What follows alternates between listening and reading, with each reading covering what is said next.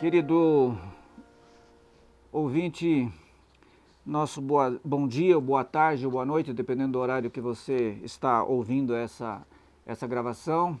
Gostaríamos de fazer esse estudo bíblico número 2, onde nós vamos falar da beleza da criação de Deus.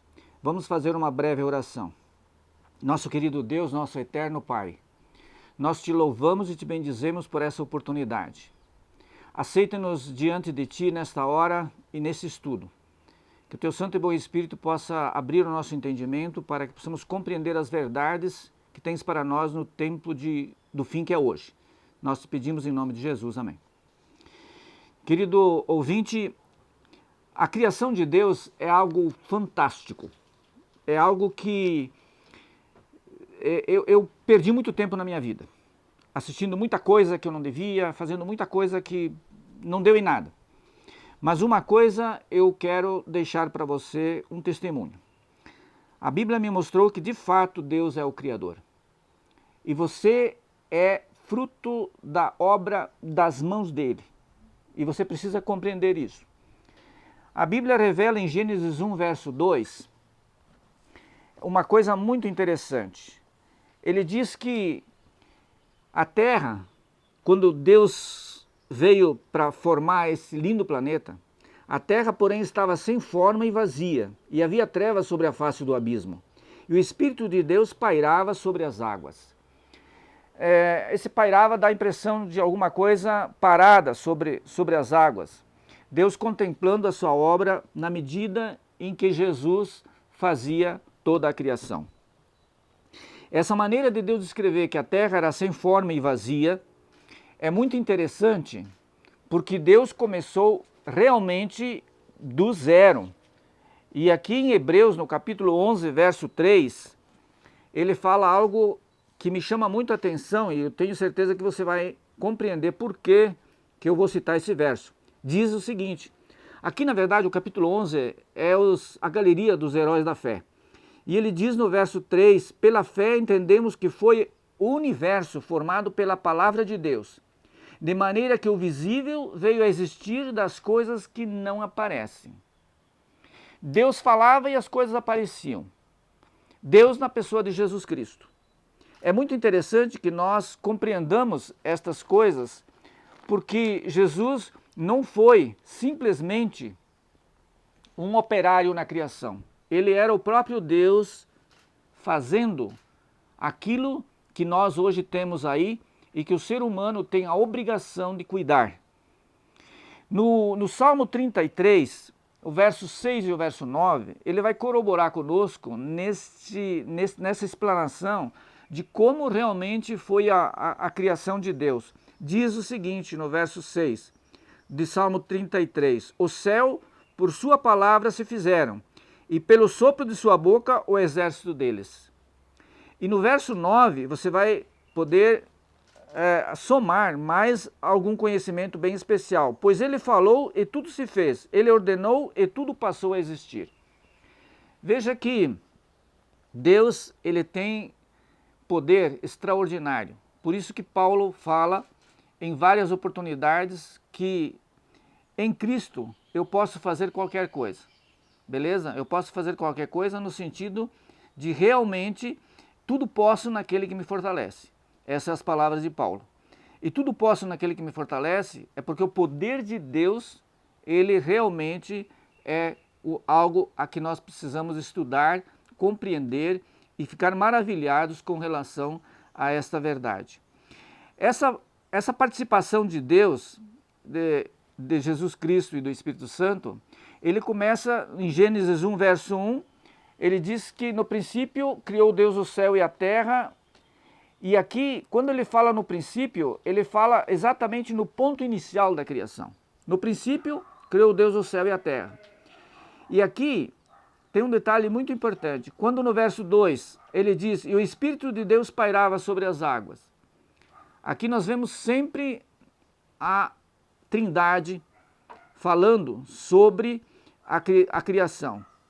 E essa participação ela é muito importante quando nós lemos no Evangelho de São João, no capítulo 1, do verso 1 em diante, ele fala que realmente Jesus foi o Criador desta maravilha que temos aqui. Vamos abrir aqui em São João no capítulo 1, diz no verso 1 ao verso 3. No princípio era o Verbo, e o Verbo estava com Deus, e o Verbo era Deus. O Verbo aqui é a pessoa de Jesus Cristo. Ele estava no princípio com Deus, todas as coisas foram feitas por intermédio dele, e sem ele nada do que foi feito se fez. Então veja que a Bíblia ela é bem clara em mostrar que a criação de Deus foi um processo diário, que no capítulo 1 de Gênesis, até o capítulo 2, verso 3, ele mostra toda a criação de Deus, o processo como aconteceu, desde o primeiro dia até o 7º dia. Aqui tem um detalhe muito importante, queridos, que eu gostaria que vocês se atentassem. Aqui, no verso 6, quando ele encerra o primeiro dia, Deus diz o seguinte: chamou Deus a luz, que havia criado no primeiro dia, de luz, e as trevas noite. Dia quando tem luz e noite quando não tem luz de sol. E aqui diz, houve tarde e manhã o primeiro dia. Então Deus, ele classifica o dia do pôr do sol de um dia até o pôr do sol de outro dia. A parte escura é a parte de noite, e ele chama de tarde. E a parte clara do sol é o dia. Então ele chama de manhã. Então houve tarde e manhã o primeiro dia. Quando Deus apareceu para fazer a criação, não tinha luz. Aí eles haja luz. E aí a luz houve, e aí até no outro dia aconteceu então o primeiro dia. E ele repete isso em todos os dias. No verso 19, por exemplo, de Gênesis 1, ele diz, houve tarde e manhã o quarto dia, quando Deus cria o sol e a lua no quarto dia. Então é importante que você leia. Eu não vou ter tempo aqui para você ler todo o capítulo 1 até o capítulo 2, porque aí eu vou ficar muito tempo lendo algo que você pode fazer em casa, concentrado em oração, para que você realmente possa compreender essas coisas de uma forma bem didática. Deus ele tem partes que ele fala de uma forma natural e uma parte que ele fala em parábolas, em coisas um tanto difíceis. Mas essa parte do descritivo, ele usa uma linguagem simples, que qualquer um pode entender. Então você não precisa se preocupar com isso. E você veja que Deus, quando ele faz a criação, ele faz numa sequência muito inteligente. A ponto de, no quarto dia, por exemplo, criar o sol e a lua e as estrelas. E no quarto dia, e depois no quinto dia, ele cria os animais e o ser humano no sexto dia. Na medida em que ele vai criando, as coisas estão ficando de uma forma ordenada. E se você ler atentamente, você vai ver que Deus ele diz o seguinte, em cada oportunidade que ele olha, ele diz, viu Deus que isso era bom. Mas no sexto dia, quando ele criou o ser humano, ele disse, eis que era muito bom. Realmente o ser humano foi o ponto alto da criação de Deus. Você é uma pessoa especial para Deus. Eu sou uma pessoa especial para Deus. O amor que Deus tem para cada ser humano é indizível. Eu não vou poder dar a minha opinião aqui, mas quando você lê a palavra de Deus, você vai ver que ela tem junto de si uma forma descritiva que ela cativa você, primeiramente pela verdade, e segundo, pela condição do amor de Deus para com o ser humano. Aliás, Deus ama até os animais, tudo que ele cria, Deus tem um amor especial por cada criatura. E é muito importante que você entenda que na criação do ser humano, ele está dito em Gênesis capítulo 1, verso 26 e 27, onde ele diz, façamos o homem à nossa imagem conforme a nossa semelhança. E tenha ele domínio sobre os peixes do mar, e ele fala que tudo como o ser humano poderia ter poder para determinadas coisas que Deus deixou. Agora, Deus diz aqui, façamos o homem. Veja que aqui está no plural.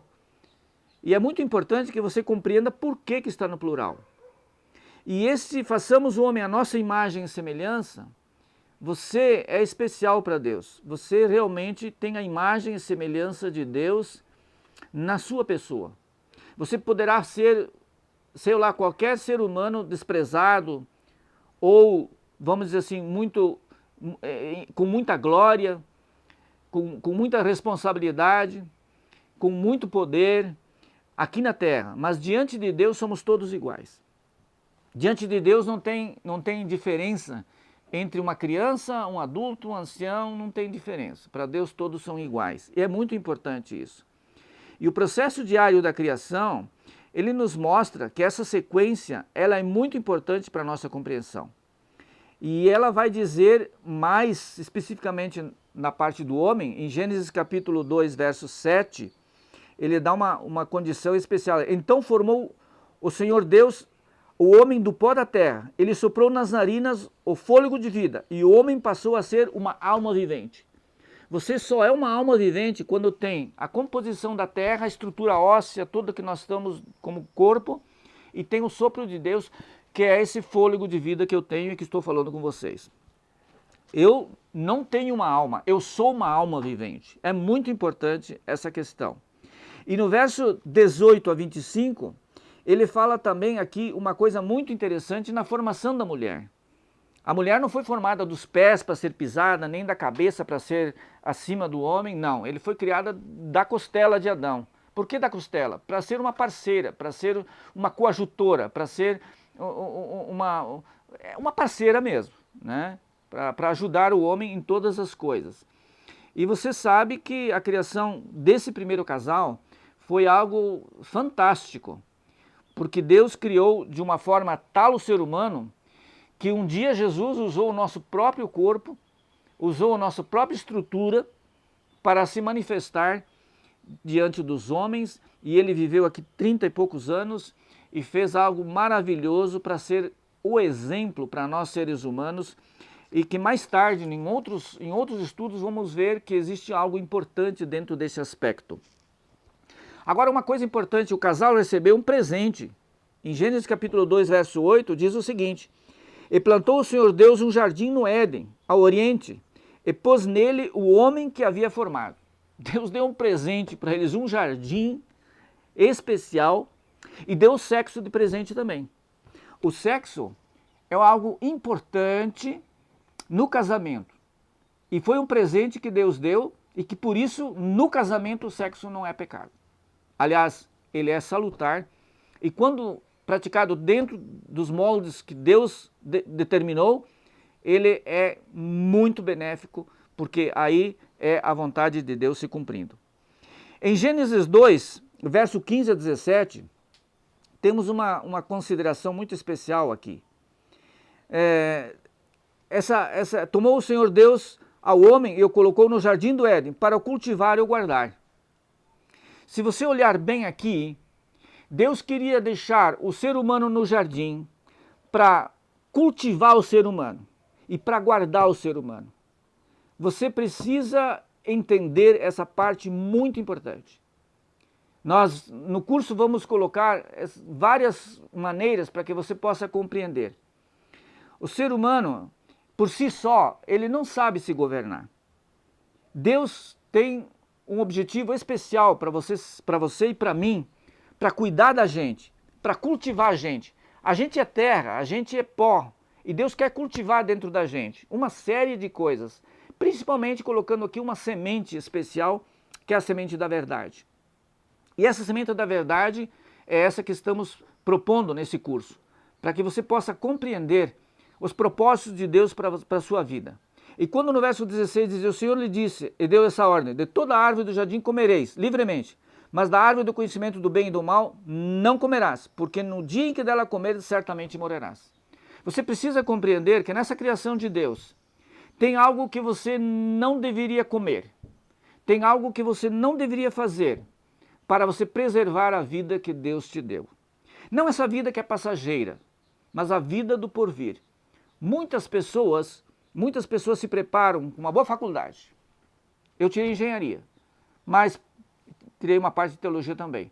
Mas uma coisa eu quero dizer para você. Você pode se formar em médico, dentista, advogado, qualquer coisa. Você pode ser uma grande pessoa. Mas se você não guardar esta parte aqui, você não vai poder cultivar as coisas que Deus deixou para o ser humano. E que é o mais importante de tudo. Muito obrigado.